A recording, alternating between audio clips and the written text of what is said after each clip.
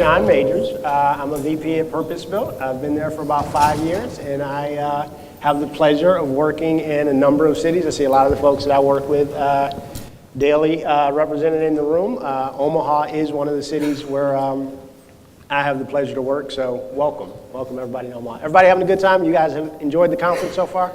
Absolutely. Good, good, good. So this panel is called "The Rent is Too Damned High." Lack of housing affordability, and what can we do to sustain housing affordability? So I hope everybody's in the right room. So one of the things that I mentioned earlier is that I like, when I do these panels, to ask for the audience maybe to give us one or two quote-unquote pre-questions, which are if there's a question that anyone had as they came into the room that's really a burning question. I'll give you a second to collect your thoughts, and then we'll maybe try to take one or two if there are any after I give a little spiel and before we get in deep into the introductions. So we've got about an hour. I'll give a very brief overview of the panel. I'll introduce our panelists. We'll take some pre-questions. I'll let the panelists give in-depth introductions. I've got a couple Q&A questions to follow up with. Then we're going to open it up pretty quickly for you all to ask your questions. All right? Does that sound good? Everybody with that? All right. All right. All right. So again, I'm John Majors. This is "The Rent is Too Damned High." So at Purpose Built, we always endeavor to be responsive to the needs of the communities where we work. And the issue of housing affordability and the threat of the loss of housing affordability is something that comes up in every community where we work. And so we thought that it would be great to take advantage of this venue and introduce to you all some of the prime players around the country who are thinking about this, who are working in this area, and who are thought leaders. So one of the things that has come up as we talked about this panel is this concept of an inadvertent ripple effect, right? Nobody thinks that anybody's going out and saying, man, we're just going to drive up housing prices. But if you do all the great things that make a neighborhood healthy, that make a neighborhood attractive, make a neighborhood someplace where, as Carol talks about, a neighborhood that can compete for the families and especially the children who live there, then guess what? It's going to become attractive to other people, and that's the way the market works. Supply and demand, drives prices up. And so one of the things we wanted to do is really talk about what can be done and what should be done to preserve housing affordability. And so one of the things we can all agree, I believe, we can all agree on is that the answer is not to just say, well, we don't want to make the neighborhoods healthy. We'll make sure that the housing stays affordable by keeping the neighborhoods unhealthy. Well, that's not the answer. So as the neighborhoods become healthy, how do we keep them affordable and maintain a level of affordability? So again, have a panel of world-class experts here. I want to start to my left with Chris Estes, and this is sort of your nightmare as a panel facilitator. I walk up to Chris and he's got something crossed out on his name card. And I said, hey, why'd you cross that out? He said, oh, I have a new job. I'm like, ooh. So let's skip everything that I was going to say here. But now one of the things that I do, so hopefully Chris is going to tell us all about his new job and some of the interesting things he's doing there. Chris, one of the things as you get into your intro, I'm hoping that you will touch on, you've been a thought leader. You've been really at the forefront of a lot of housing affordability in policy, but you also, one of your master's degrees is in social work.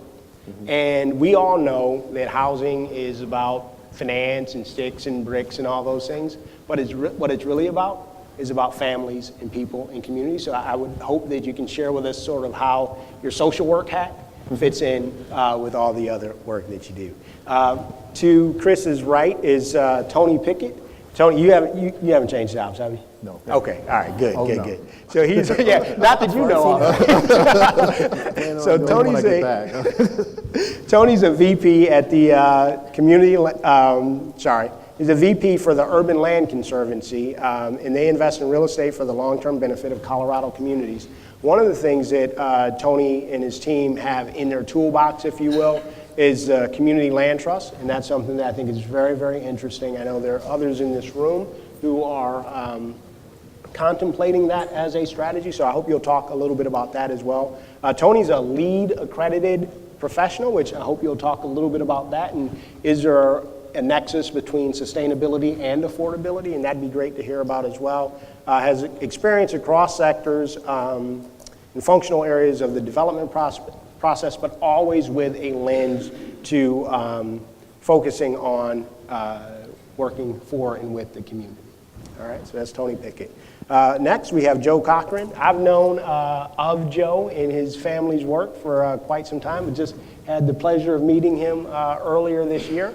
Joe is working on a huge revitalization of the Bunker Hill property in the Charlestown area of Boston. It's a Boston Housing Authority property. He's got a very unique approach of being able to bring to the table traditional capital investors who primarily think about returns, but also to find a way to make sure that affordability is included in that as well. Because Joe's in Boston, Joe is in one of those markets where, you know, the rent is too damn high. The rent is too damn high, exactly. The rent is already too damn high, right? So we're not talking about an inadvertent ripple effect in Boston. If you did nothing, you already have a housing affordability issue. So I know Joe will share some of that with us as well. Let's do this. Anybody have a really burning question that, as these gentlemen introduce themselves, that they want to?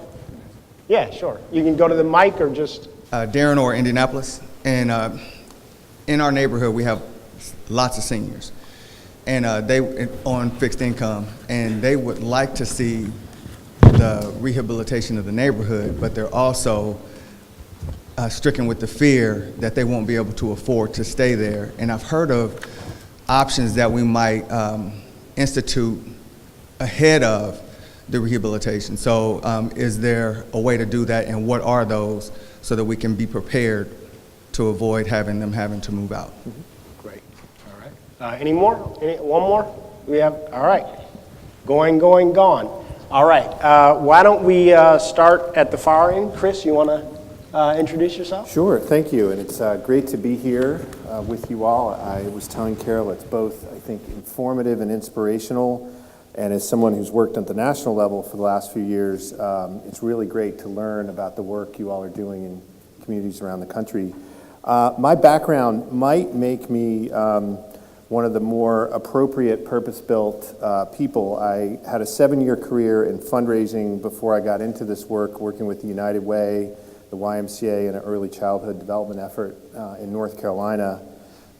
So I had that sort of like community partner background. I went to graduate school and got a master's in social work and city regional planning, which led me into housing, worked for a nonprofit developer, a tax credit equity syndicator, and then ran statewide housing coalition in North Carolina for 9 years.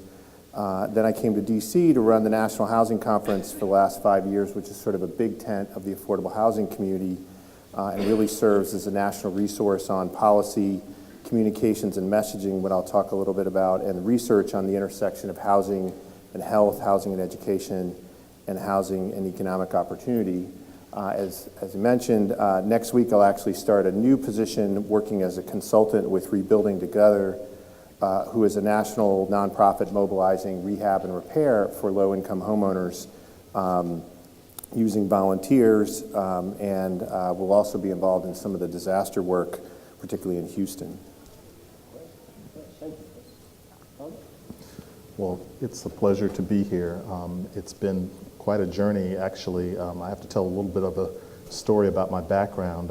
I started out trained as an architect, practicing architecture in commercial firms for years, building office buildings and convention centers, but I got really disenchanted with that, not really seeing people enjoy the fruits of my labor, and one of those projects being just like another after the years went by.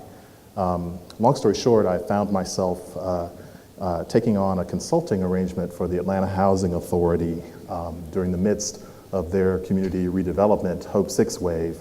And I was fortunate enough to land working under Carol Naughton over there as the Community and Intergovernmental Affairs Manager.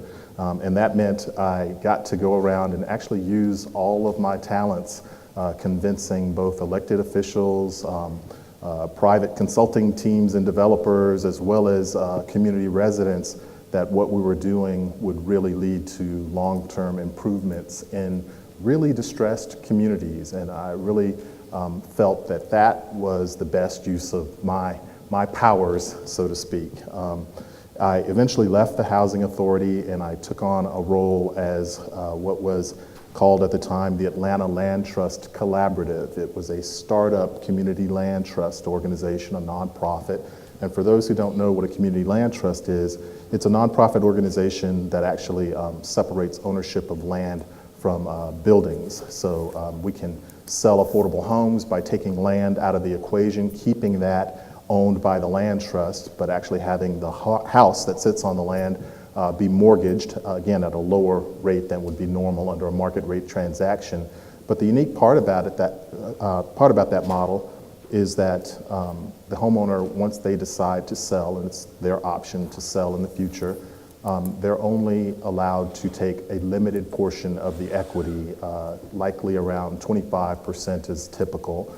The rest of the equity is retained in the property and it's kept affordable for the next buyer. So we have permanent affordability, quite an innovation, a shift from what is typically done where the home is subsidized, usually by local government, and the seller, once they decide to sell, takes all of the equity out and the home is no longer affordable, but the local jurisdiction has to go out and figure out the resources to create more affordability. So we start talking about the rent is too damn high. Well, the way we got here is the policy that we've been using to subsidize affordable housing over the years has led us to this point.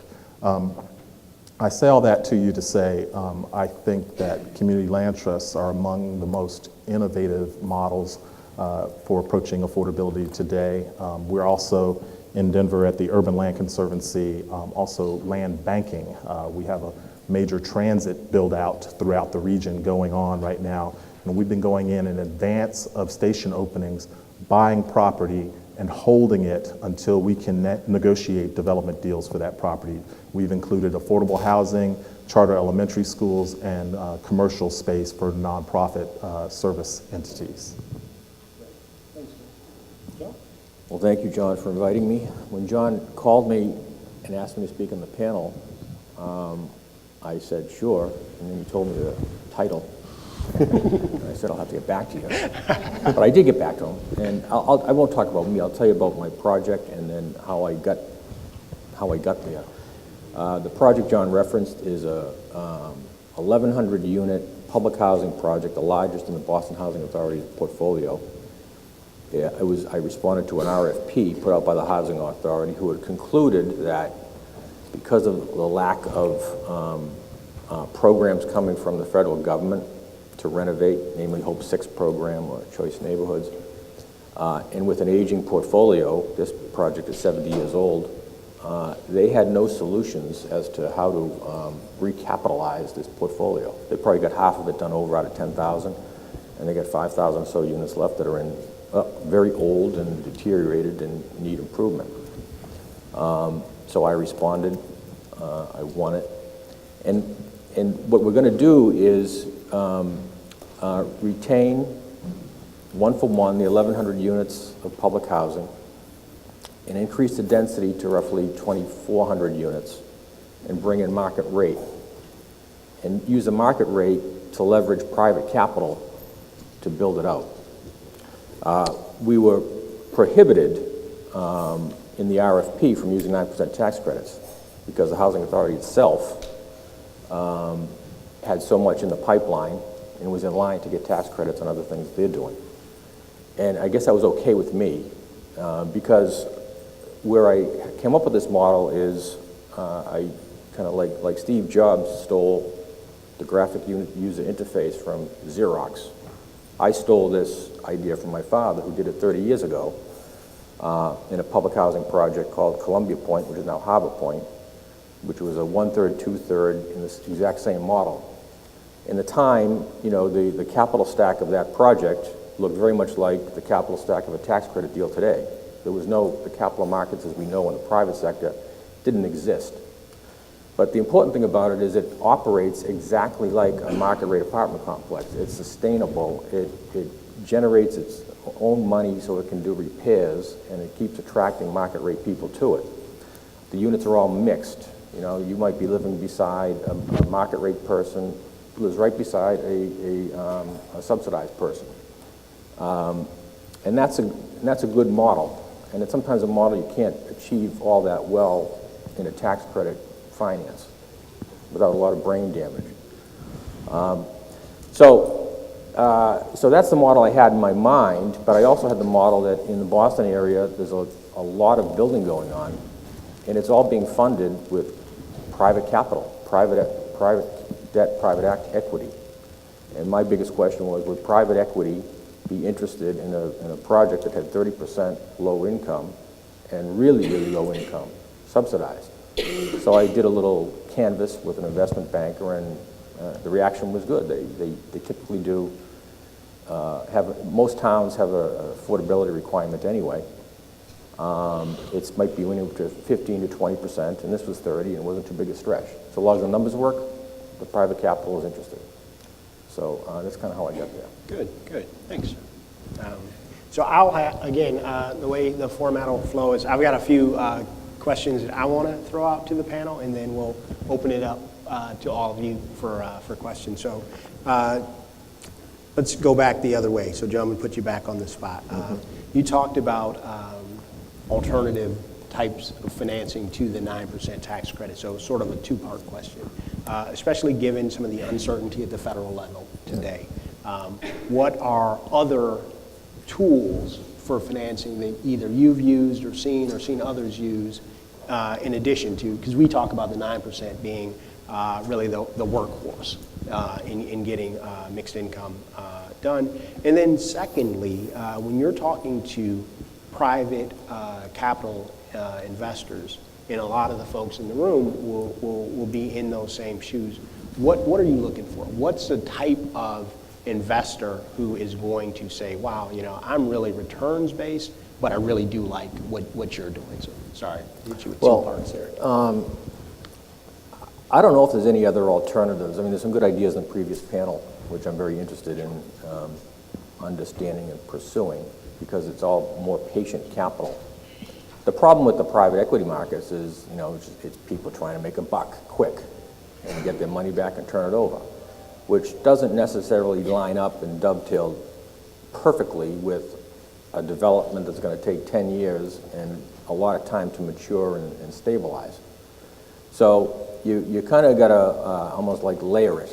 We have a partner now who was very aggressive in land development, permitting, and creating value through that. Okay. He's not the long-term guy. So we're talking now with some more patient capital sources. Sure. Developers with capital type sources.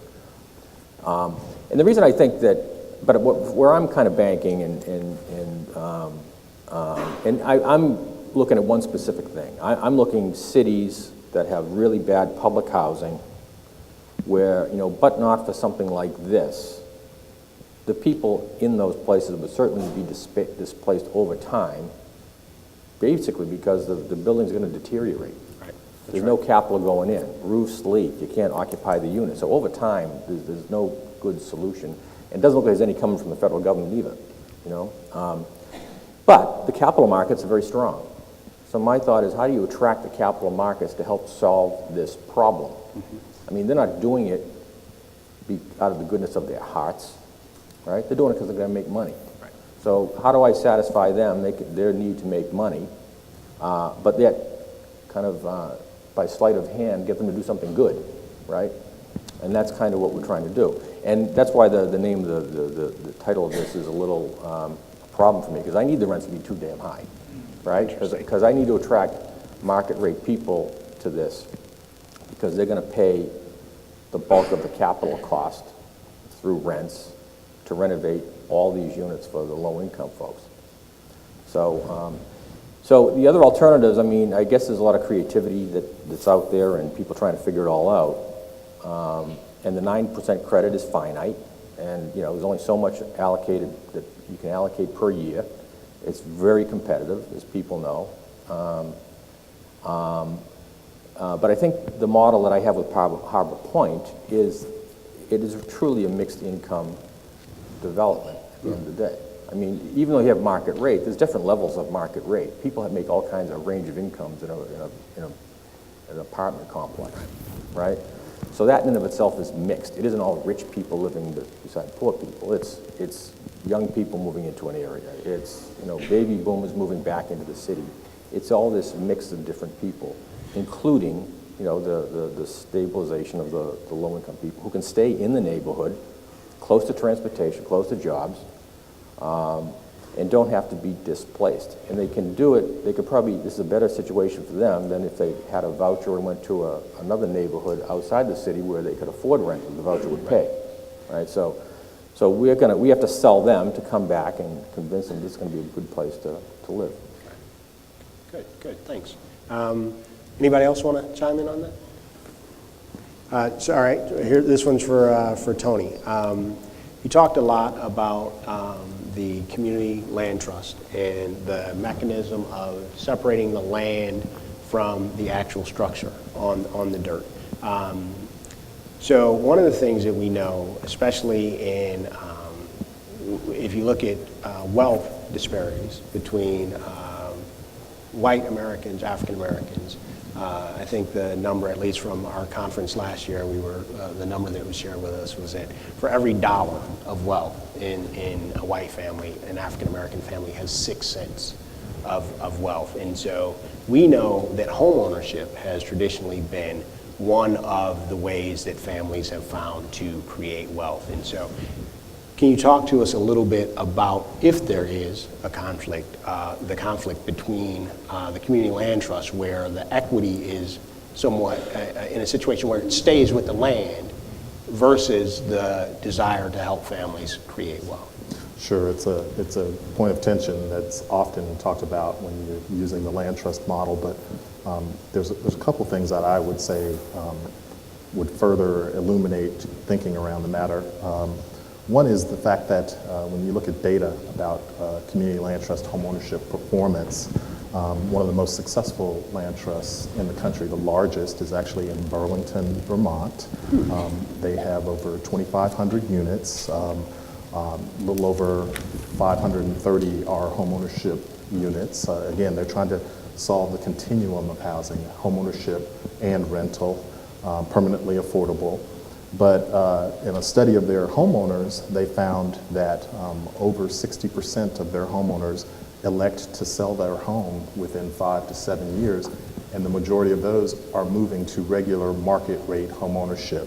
They're using the land trust as a stepping stone to get to traditional market rate homeownership. So you're able to amass enough equity to get you on to the next rung of traditional homeownership. So I would say, rather than sort of thinking of the land trust model as limiting wealth building, it's a stepping stone on the path towards wealth building, in my mind. The other thing is, during the recession and the mortgage meltdown, the foreclosure rate for community land trust homes in this country was 0.06%, wow. Relatively non-existent. So it protected people who were homeowners, who had community land trust homes, as opposed to being vulnerable to the market at the time and all of the dynamics that were going on. So again, the community land trust doing two things, getting you on the path to wealth building and protecting you when times are bad. The downside. That's right. I hadn't thought about it like that. That's right. So trying to balance out all of that. It's not just a simple, straightforward, how much cash can I get out from selling this asset? And again, it's a huge asset, but again, benefiting multiple families, multiple generations as well. You know, again, when a community land trust homeowner sells, you're going to have another family who meets the income qualification buying that home. And again, you don't have to continue to amass the resources to buy new homes and subsidize them to make them affordable, because you already have a permanently affordable housing stock to work with. Good, good. Thank you. Thank you. All right, Chris. One of the things that has been said about this work is that if we aren't occasionally failing, then we're not taking the right amount of risk. You have a tremendous amount of experience and expertise working with different folks around the country. Can you talk to us about some of the models that you've seen that maybe were well-intentioned but maybe could benefit from being a little bit tweaked, and talk about some of the things that haven't, that you've seen that haven't worked well, and what are things that we might be able to do to learn from those? Sure. So I think, and this is not about the math of housing development, but really I think something that probably all of you know is the conversation about the community development work that you're wanting to do in these neighborhoods needs to happen well before the development process begins, particularly if you're in a rising cost or high cost area, or in an area that is facing some sort of housing constraint, price pressures. And so being able to talk with residents about what's happening in their community, what they want to see, is something that often didn't happen with a lot of earlier community development efforts, in the sense of what happens if prices start to go up, or what happens after that first generation of homeowners sell. People often didn't think ahead, and somewhat, I think, because we're talking about issues of race and class, that people didn't expect these neighborhoods to appreciate in the way that they did, and that there was not, I think most importantly, there was not a multi-generational conversation about what people wanted to see for their neighborhood. Some of my greatest frustrations in the work in North Carolina was seeing communities of long-standing African-American communities literally settled by freed slaves going back to the end of the Civil War, losing their identity because the older generation of homeowners had largely moved out. Their kids owned the homes, and they saw them as assets to be sold and not to be preserved. And the younger generation didn't see their neighborhood as something that had value. And so they were looking to move out. You know, if you look at Washington, D.C., for example, Prince George's County is where most African Americans moved out to when they had the chance, because they saw that as the better, safer option, and lost out on all of the gentrification and wealth creation that happened in the city. I saw that on a much smaller scale in North Carolina, in big and small places where people would leave, and particularly if you've got a college town dynamic where housing can be flipped by student gentrification and real estate investors.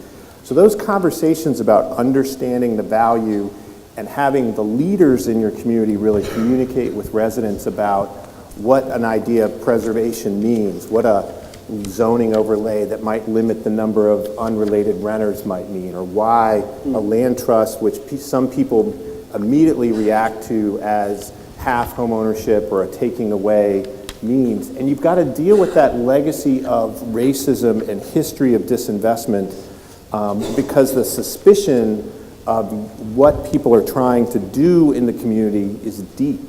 And part of the reason that particular community in Chapel Hill failed was people were seeing this as something you're trying to do to us.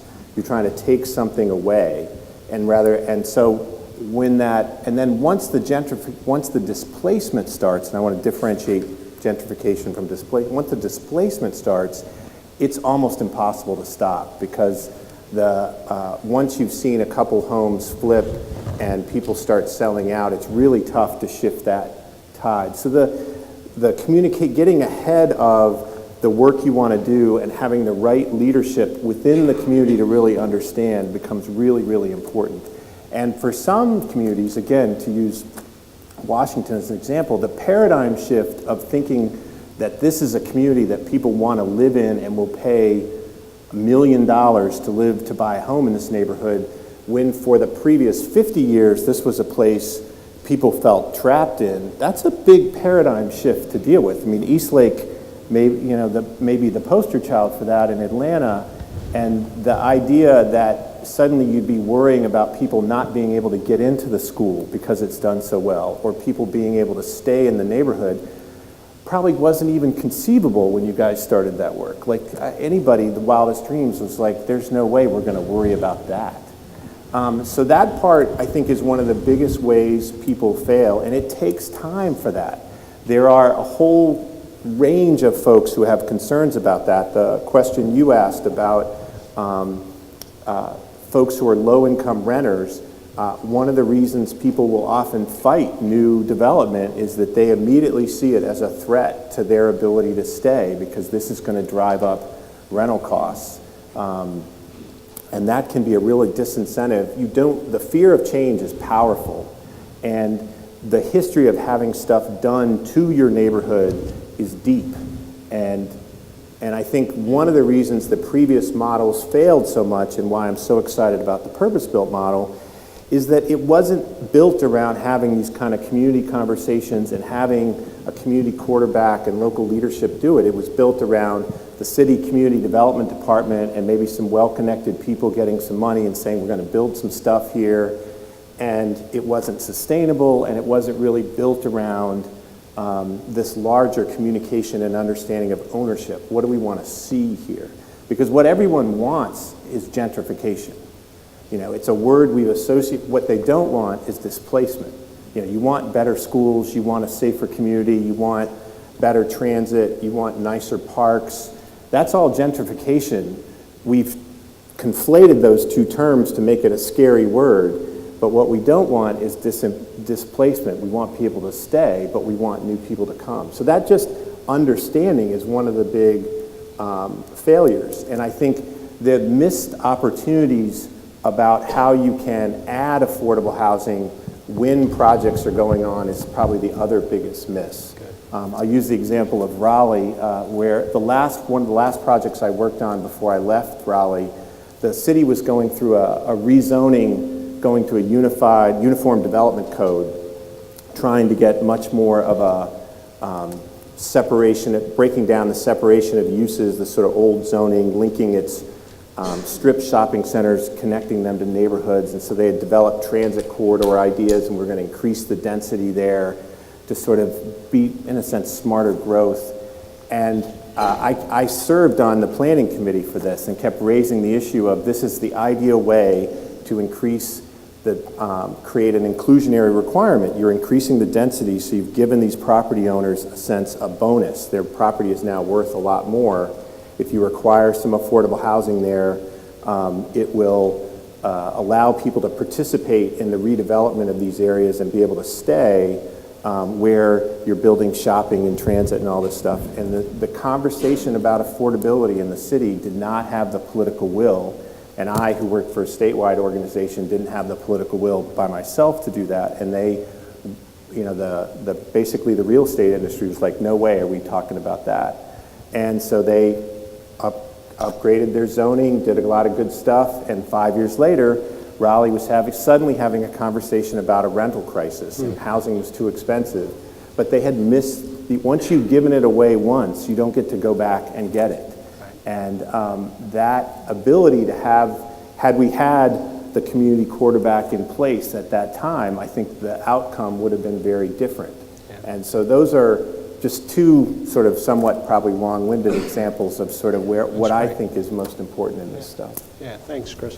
You talked about, in the Raleigh example, seeing where the plans are headed for smart growth, for increase in transit.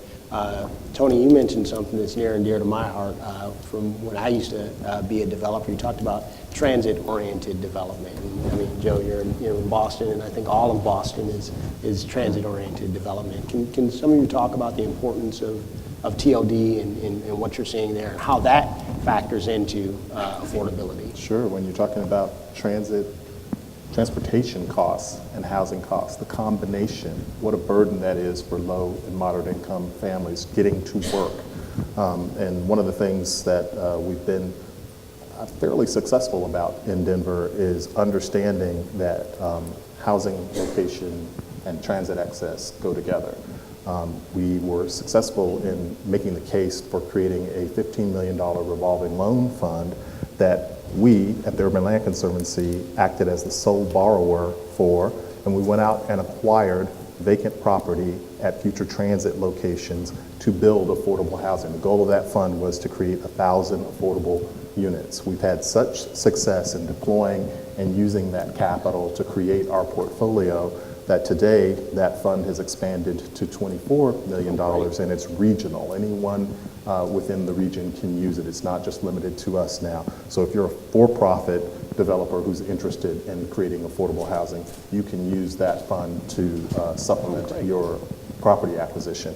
And again, making sure that there are opportunities for affordability to be integrated as public investment drives the change. That's what you're talking about, Chris. I'm working with a group in DC, as a matter of fact, on what's called the 11th Street Bridge Park, a new public park that's going to span the Anacostia River into Anacostia, which everyone in DC talks about as the last bastion of affordability left. East of the river used to be a stigma. No one wanted to go there. Now it's like the next hot neighborhood. Busboys and Poets, if you know it, is opening a new shop in Anacostia for the first time. It's shocking. But where they've landed, again, is this community land trust. How can we go in and not only just build new housing, but acquire existing housing, whether it's scattered site, single family, or existing small multifamily, and again, use that land trust model to keep it affordable, to keep people in place. I think some of the more innovative thought nationally is also, if you're worried about sort of mitigating displacement, as we call it, putting some sort of property tax policy in place to give people extra capacity to resist the property tax increases that come along. You know, regular homeowners exemption may not be enough. We have to do something in addition to that, especially when we have vulnerable populations where we've used public money to catalyze private investment in a community that has not seen investment in decades. So That's a great thought. yeah, we even at the Urban Land Conservancy, we have come to realize that our transit-oriented development work, inadvertently, we've become the catalyst for some displacement because the private market is following us into those communities and buying around the perimeter of our TOD sites because they recognize the value. One of the sites that we acquired recently is a 6-acre industrial parcel 2 blocks from a future light rail station, and the city is actually investing $1.2 billion in the redevelopment of what is a historic convention center in Denver. Well, all of that is driving speculation in the surrounding neighborhood and pushing people out. So we've gotten together with the local foundation community, and actually they are driving the effort to create a larger community land trust platform. We will not be hosting that, but it's going to be focused on acquiring scattered site single-family homes and keeping those homes perpetually affordable, both in that neighborhood and around the city. One of the major investors in that fund is the Colorado Health Foundation. And why? Because they realize social determinants of health include environment. It's a big breakthrough to have them at the table. They have the largest corpus of any foundation in Colorado, and when they invest in something, others follow. So we've been able to source capital that way. The same thing is going on in DC with the 11th Street Bridge Park. JP Morgan Chase just last week announced a major investment in the Community Land Trust Initiative around the Bridge Park. Again, we don't have to rely just on grants. We can use private capital with low enough interest rates to actually go in, acquire the property, and go through a development scenario where we actually pay back that initial acquisition investment over time. We've had situations where we've been unable to move the development forward fast enough because of the low-income housing tax credit pipeline. We've actually refinanced those. So once you have control of the land, you have a wealth of opportunity open to you as an organization to decide what happens in the community. One thing you touched on, Chris, that I just want to mention briefly is another sort of advantage in this community land trust model is that typically, it doesn't always happen this way, a third of the board of directors is usually comprised of community residents. So they have a say in the decision making about their community, and they don't feel like it's sort of you coming in and doing it to them, doing what's best for them. It's they themselves who are part of making those decisions. So I'd say that's an important piece. It is. I usually end up working, on the finance side, on the development side. I'm also the community engagement person. So I get yelled at when it doesn't go right, but then there's other times when we all celebrate together. So it's all a little bit of pain and pleasure mixed together. Yeah, sure. Thank you, Tony. So this is my last question. So as you all begin to gather your thoughts, you'll have an opportunity to ask your questions in a quick second here. So a couple things that have come up, Joe, that remind me of our trip, one of our first trip to Charleston. The thought of community residents being a part of the board and the decision-making process, and also the question that was asked earlier, thanks, Mayor, about seniors. So we certainly met no shortage of colorful senior residents who have a real sense of ownership, and you and your firm do an incredible job of honoring that sense of ownership. But can you talk about Well, one of the things that we did, and we kind of stumbled into it a long time ago, was becoming partners with the residents in these redevelopments. And so that, it's a 50-50 partnership. That's a tough one to explain to the private funding guys, so you're trying to avoid it to the longest point possible. But the idea is that, people take real pride and they're proud of where they live. They have a say in overseeing, our management company or service providers who come in, as you would in a kind of in a home ownership opportunity, right? So we're doing that in Charlestown. We have another one in Chelsea. We're doing it, and they take ownership and they become partners, and they know who you should trust, who you shouldn't trust. Right.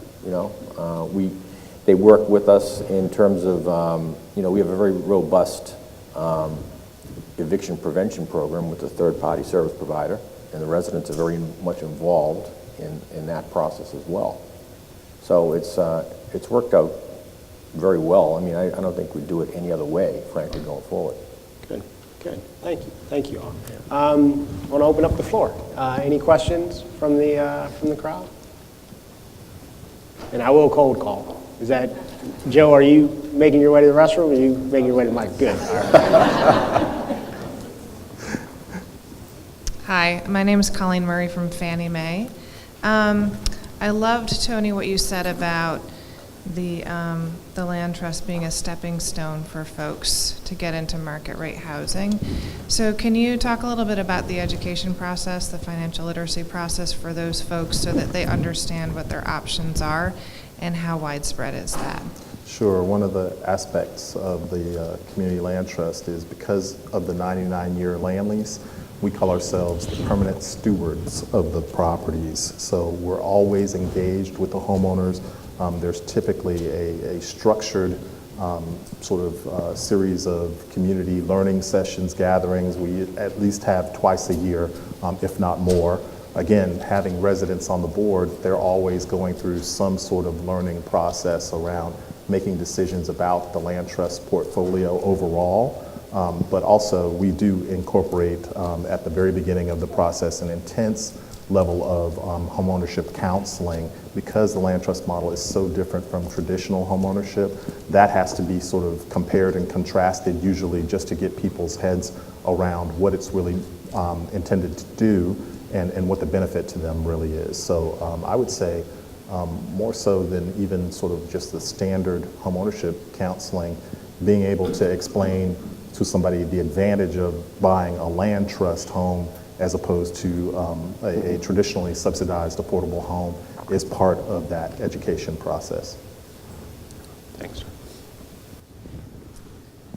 So I also have a community land trust question. Glad to hear it being talked about so much.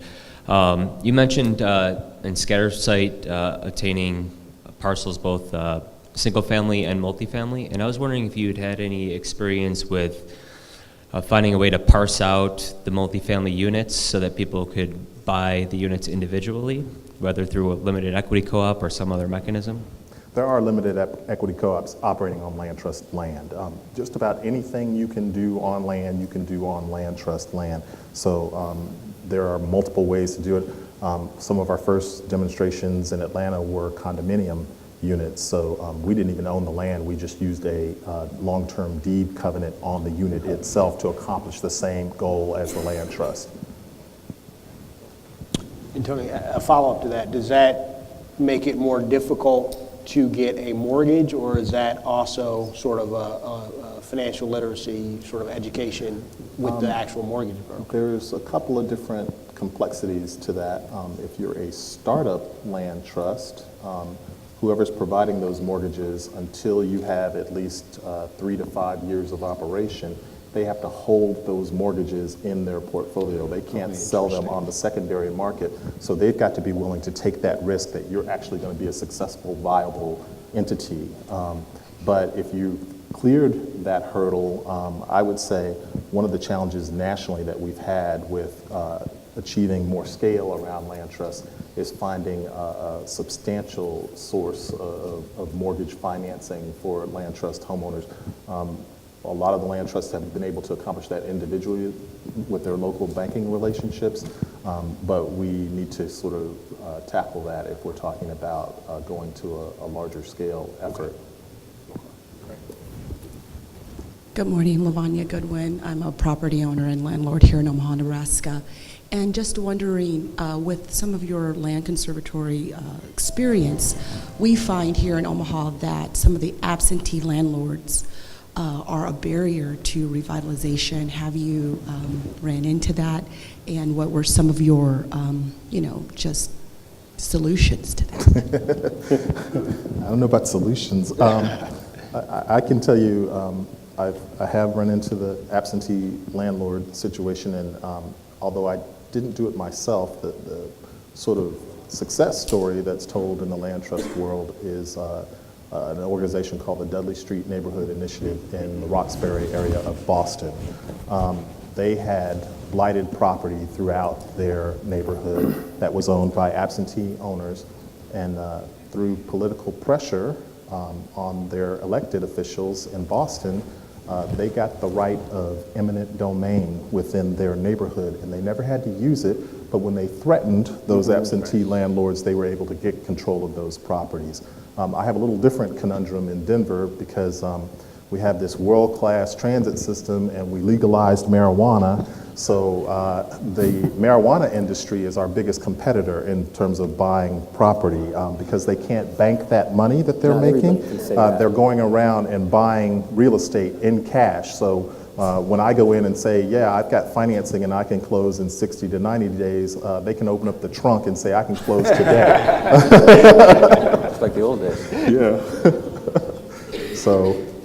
One thing I would add is land trusts can work differently in different places. And so in one community, it might be used as a bulwark against high cost, rising cost areas. In other places, it may be used as a land control strategy. Durham, North Carolina is a good example of working in a neighborhood that had, I think would be very similar to some of the stuff that I've seen in Omaha, a little denser, but they used it as a way to keep accessing properties as they would become available, and then building the political will to try to shut down or get access to some of that substandard slumlord, sort of absentee landlord properties. And then they were sort of controlling the neighborhood in a way that they could determine, because what they were trying to stop was the next liquor store from coming, to be blunt, and as well as the absentee landlord. And so that can be a really useful tool. And then they also partnered with a tax credit development to build a senior tax credit development with a children's playground so that the seniors and families could be sort of connected. So there's lots of ways that land trusts can be utilized in neighborhoods experiencing different stuff, but they're also protected as Durham starts to gentrify down the road. They've got that control over that housing stock for more than just one deed restriction sort of cycle. So there's a lot of great examples that the network that Tony is part of can share with folks. Andre? Good afternoon.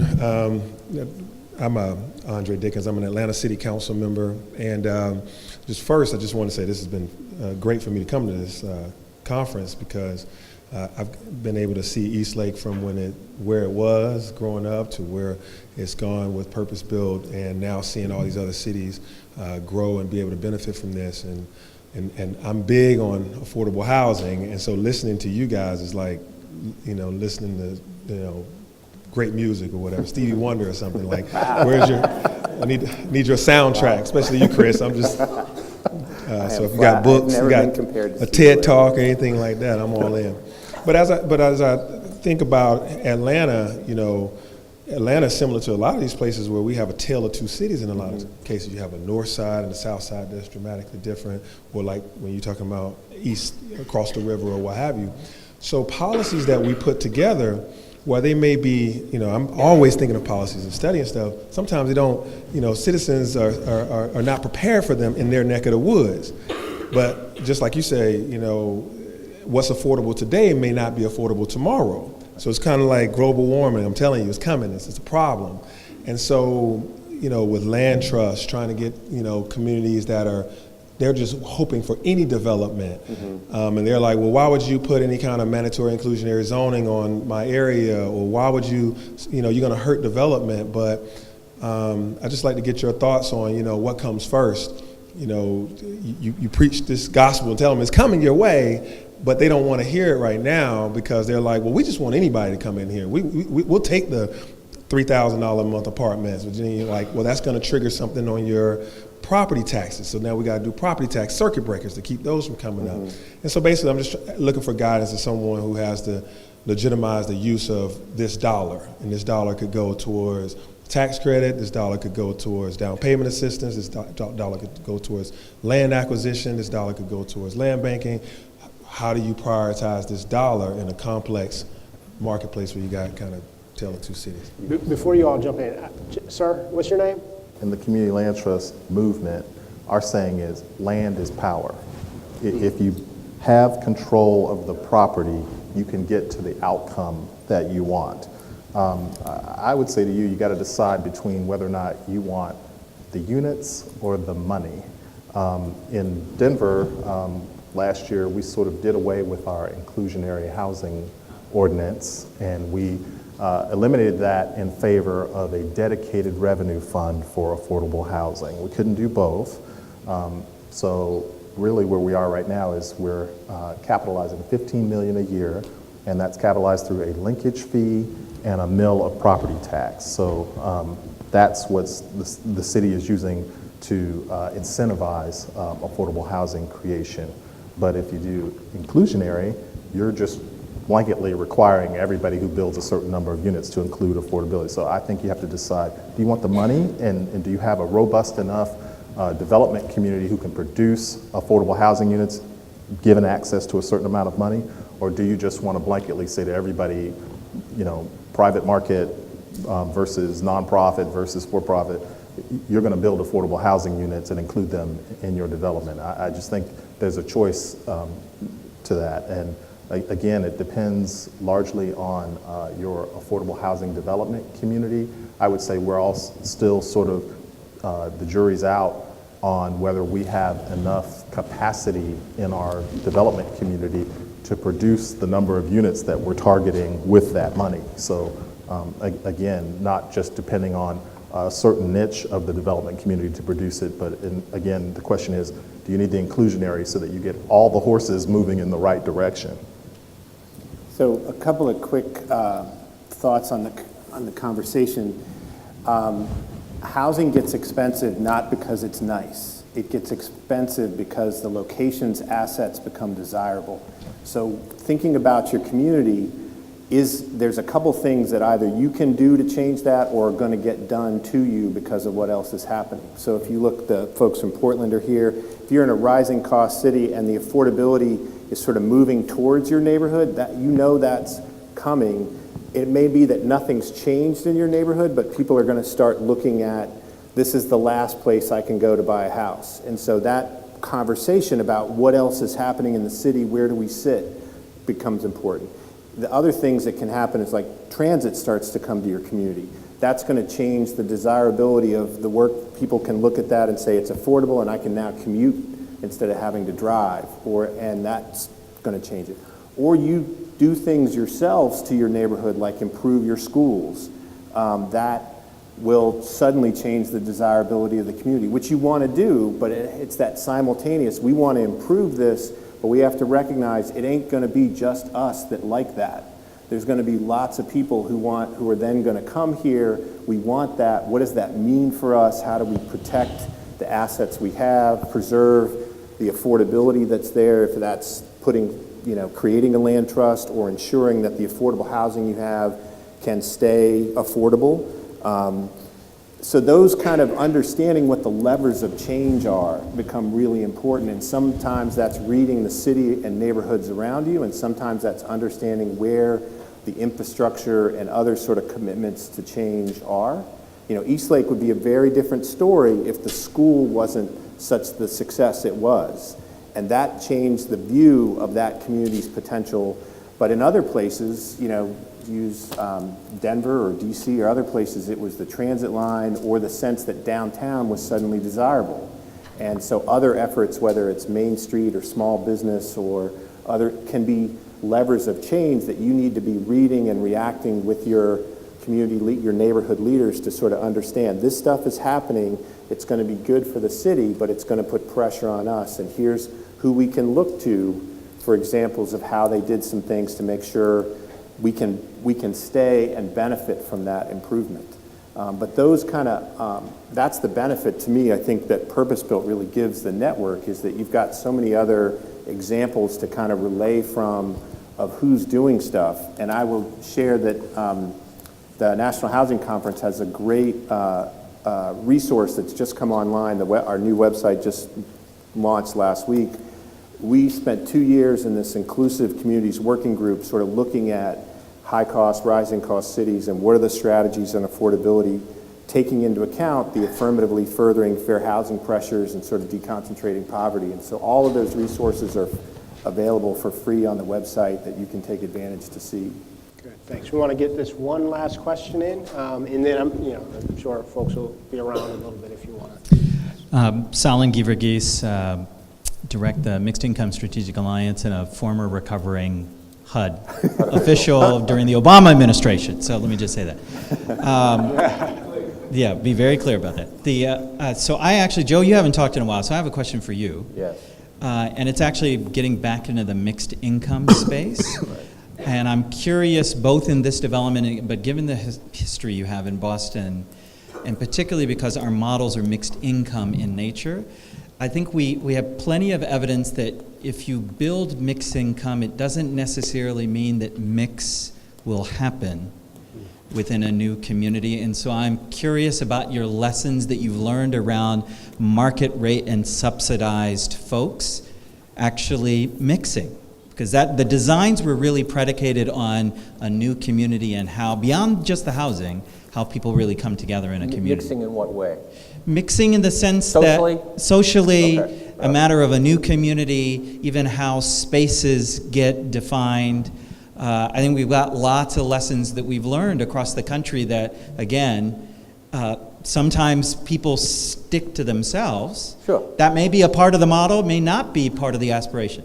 Well, I mean, the model is that it's a community with different people, different incomes, and they mix naturally or not, depending on what the community, how it forms and how it changes over time. There's different groups of people who will rent in the marketplace, in the market rate units. Sometimes it might be more student-laden. Sometimes it might be more, millennial-laden. Sometimes it might be more traditional apartment dweller-laden. So just like any neighborhood, on a big scale. I mean, you're talking about 1,000 units, which is kind of a big scale project, a neighborhood in and of itself. It's constantly changing. And, the purpose of having kind of a resident partnership on the one hand is to kind of be out there as the community neighborhood group who fosters some of these things internally. Events within the community that try to get people together and mix. I think the purpose-built model takes that to a next level. I mean, you know, Carol said it in the first day. There's a lot of things that are good, but we could be doing it better. And I think the purpose-built model kind of really helps drive some of those more community-natured things that we did, you know, 20, 30 years ago. You're just thinking about a developer and taking on the world to get it up, and you don't figure everything out, right? And it's always a changing, evolving thing. So going forward, I think that, you know, if I'm talking about something in Charlestown, I'm looking forward to a more robust community experience in Charlestown than, say, they might have at Harbor Point. And using all the levers that, you know, kind of the purpose-built model brings into it, the schools in particular. You know, Harbor Point, something we can't do anything about is we have a failing school across the street that's taken over by the state. Well, that has an impact on community.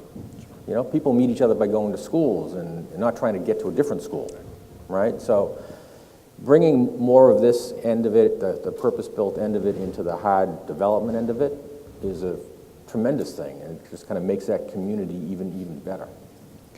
We are out of time, folks. I want to thank our panelists. I want to thank you all for being here.